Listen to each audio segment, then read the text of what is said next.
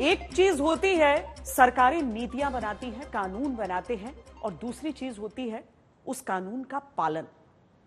यानी सरकारों की जिम्मेदारी, पुलिस प्रशासन की जिम्मेदारी और आम लोगों की जिम्मेदारी, सड़क पर अगर चलना है तो वो रफ्तार कितनी हो, वो लापरवाही किस हद तक रहे, इन सारी चीजों को लेकर आपको आज दस्तक देना है। क्यों नहीं, जब कुछ हादसे सड़क पर होते हैं तो उन्हें हादसे की जगह हत्या कहा जाए, क्योंकि अगर ऐसा होता तो फिर लखनऊ में 9 साल का मासूम एक मां के सामने एसयूवी के कुचलने से दम न तोड़ता।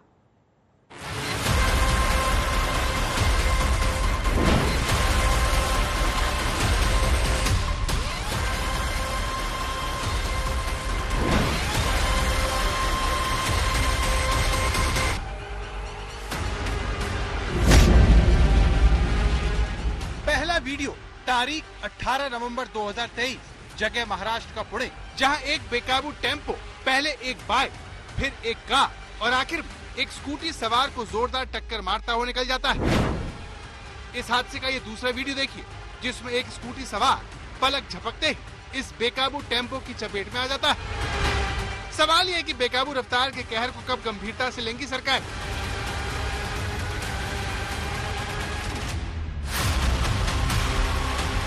दूसरा वीडियो तारीख 13 नवंबर 2023, जगह चेन्नई तमिलनाडु, जहां पर बेकाबू लाल रंग की कार मौत बनकर राहगीरों पर टूट पड़ती है। ये देखिए, सवाल ये है कि बेकाबू रफ्तार पर कब लगेगी लगाम।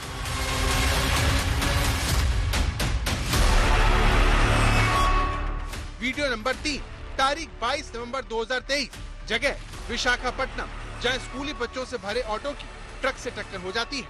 सवाल ये है, सड़क पर कब सुरक्षित होंगे स्कूली बच्चे।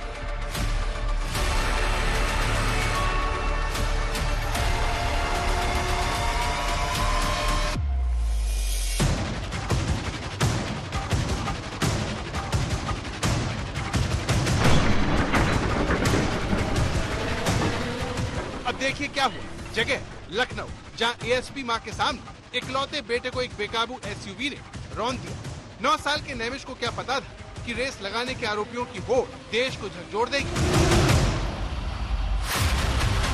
सुबह सुबह नैमिष अपनी मां और कोच के साथ स्केटिंग की प्रैक्टिस करने निकला था। लखनऊ के गोमती नगर में जनेश्वर मिश्र पार्क के पीछे की G20 सड़क पर बाईं ओर निमिष एक और बच्चे के साथ प्रैक्टिस कर रहा था। तभी पीछे से एक सफेद एसयूवी कार 120 किलोमीटर प्रति घंटे की बेकाबू रफ्तार से आई और नैमिष को पीछे से इतनी जोरदार टक्कर मारी कि वो हवा में करीब 15 से 20 फीट तक उछलकर सड़क पर गिर गया। नैमिष के साथ मौजूद स्केटिंग कोर्ट और सड़क के दूसरी ओर खड़ी नैमिष की मां एएसपी श्वेता श्रीवास्तव ने फौरन अपने बेटे को अस्पताल पहुंचाया, लेकिन नैमिष की जान नहीं बच सकी। पुलिस ने बाद में बताया कि आरोपियों के बीच रेस लगाने की होड़ मची थी, जो इस हादसे की वजह बनी। घर से इस नियत से निकले थे कि इस गाड़ी को बहुत तेजी से दौड़ाएंगे और 150 की स्पीड तक टच करेंगे।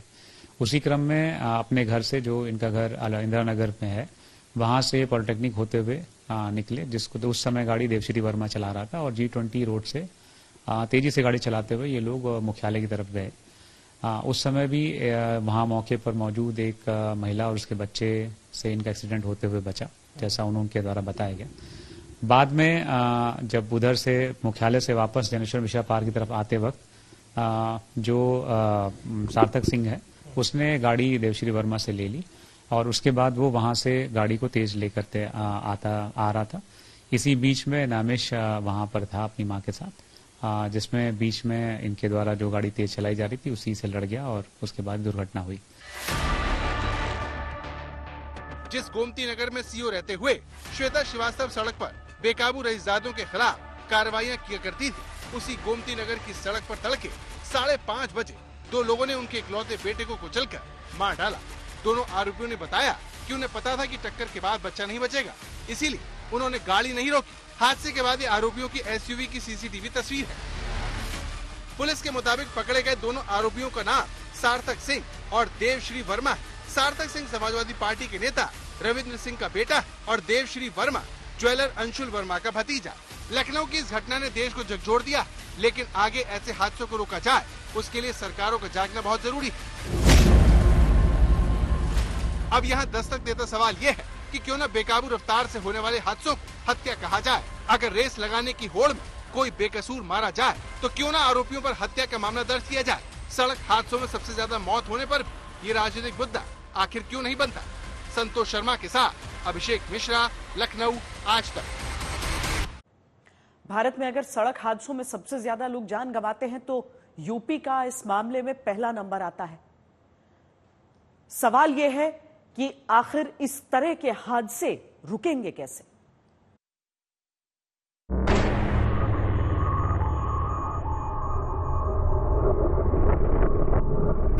जिस देश में गलत दिशा में ड्राइविंग करना आम बात है,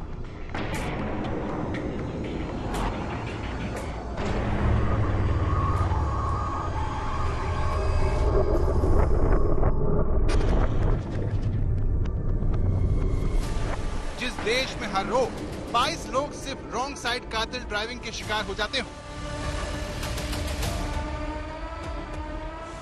वहां पर सड़क सुरक्षा मुद्दा क्यों नहीं बनता। मेरठ से दिल्ली की तरफ जाने वाले एक्सप्रेसवे पर उल्टी दिशा से आती इस पीले रंग की स्कूल बस को देखिए,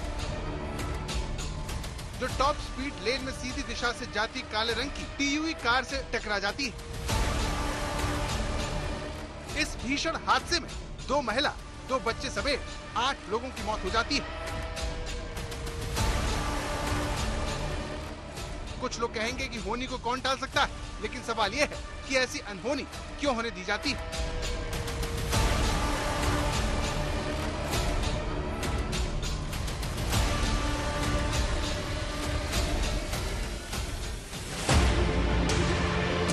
भारत में आतंकी और नक्सली हमलों में जितने लोग नहीं मरते, उससे ज्यादा सड़क हादसों में बेमौत मारे जा रहे हैं। सड़क हादसों में मरने वालों में 1% मौत ट्रैफिक सिग्नल जम करने की वजह से होती है।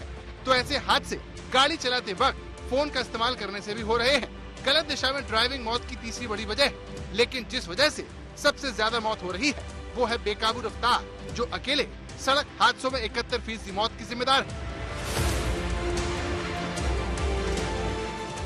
बताने की जरूरत नहीं कि अगर 9 साल के नैमिष को कुचलने वालों ने गाड़ी को 150 किलोमीटर की रफ्तार से चलाने की शर्त न लगाई होती तो ये हादसा शायद नहीं होता। लेकिन ये तब होगा जब हम सब जिम्मेदारी से गाड़ी चलाएंगे। लेकिन इस वक्त देश में उल्टा हो रहा है। साल 2021 में 4,12,000 सड़क हादसे हुए, जो 2022 में बढ़कर 4,61,000 हो गए, यानी 12% का इजाफा। ये समस्या कितनी बड़ी है उसका अंदाजा आप इसी बात से लगा सकते हैं कि ट्रांसपोर्ट मंत्री नितिन गडकरी सड़क हादसों को रोक पाने में अपनी नाकामी खुलेआम स्वीकार करते हैं। जितने डिपार्टमेंट मुझे मिले, शिपिंग मिला, पोर्ट मिला, ये मुंबई में मैंने अभी एयरपोर्ट तक 17 मिनट में पानी से जाने की योजना बनाई थी। सब जगह पर रो पैक शुरू किया अलीबाग में जाने के लिए। तो सब जगह वाटर रिसोर्सेस में काफी काम हुआ। पर एक बात मैं बिल्कुल नम्रतापूर्वक स्वीकार करता हूं कि रोड एक्सीडेंट के विषय में मुझे सक्सेस नहीं मिला। देश में 5 लाख एक्सीडेंट होते हैं, 3 लाख लोगों के हाथ पैर टूट जाते हैं और 1.5 लाख लोग मर जाते हैं। और मरने वाले लोगों में 18 से 34 इस एज ग्रुप में 60% लोग हैं। मेरा भी एक्सीडेंट हुआ है और मैं महाराष्ट्र में लीडर ऑपोजिशन था, तो रेड लाइट कार में पुलिस प्रोटेक्शन में मेरे ड्राइवर को कैटरेक्ट था और गाड़ी ट्रक पे जाके गई। मैं, मेरी पत्नी, मेरी लड़की, बहुत बड़ा एक्सीडेंट हुआ। तो मैं इससे बहुत ही व्यथित हूं। तो सरकार भी कहीं न कहीं मानती है कि बिना जन भागीदारी के इस समस्या का समाधान मुश्किल है। लेकिन जिस तरह से भारत के नौजवान सड़क हादसों में मारे जा रहे हैं, उसे देखते हुए अब इस चुनौती के चौतरफा समाधान का वक्त आ गया।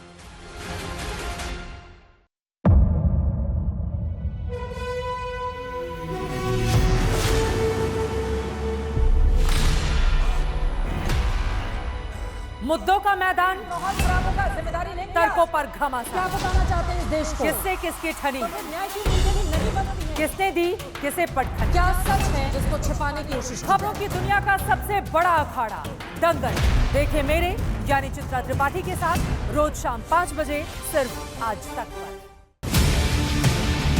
ना पक्ष ना विपक्ष, ना लेफ्ट ना राइट, ना मिर्च ना मसाला, खबरों का बोलबाला। निडर, निर्भीक, सबसे सटीक स्पेशल रिपोर्ट सिर्फ आज तक पर। एयर रेड के ये सायरन समय समय पर आपको सुनाई देते। शौर्य की, भारत और चीन के बीच लगातार साहस की, सभी बाढ़ग्रस्त इलाकों का हवाई सर्वेक्षण किया है। सरोकार की, गाजीपुर में किसान से बातचीत करें। संघर्ष की, कश्मीर को आगे बढ़ना होगा। संयम की, भावनाएं भड़की या दंगे भड़काए गए। सवालों की, जनता के लिए, जनता के द्वारा, जनता की दस्तक। श्वेता सिंह के साथ सिर्फ आज तक पर।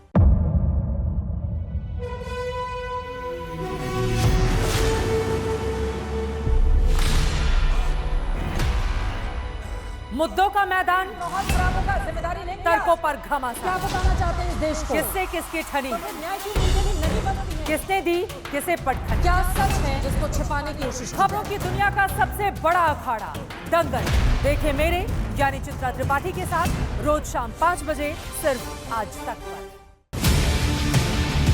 ना पक्ष ना विपक्ष, ना लेफ्ट ना राइट, ना मिर्च ना मसाला, खबरों का बोलबाला। निडर, निर्भीक, सबसे सटीक स्पेशल रिपोर्ट सिर्फ आज तक पर। एयर रेड के ये सायरन समय समय पर आपको सुनाई देते। शौर्य की, भारत और चीन के बीच लगातार साहस की, सभी बाढ़ग्रस्त इलाकों का हवाई सर्वेक्षण किया है। सरोकार की, गाजीपुर में किसान से बातचीत करें। संघर्ष की, कश्मीर को आगे बढ़ना होगा। संयम की, भावनाएं भड़की या दंगे भड़काए गए। सवालों की, जनता के लिए, जनता के द्वारा, जनता की दस्तक। श्वेता सिंह के साथ सिर्फ आज तक पर।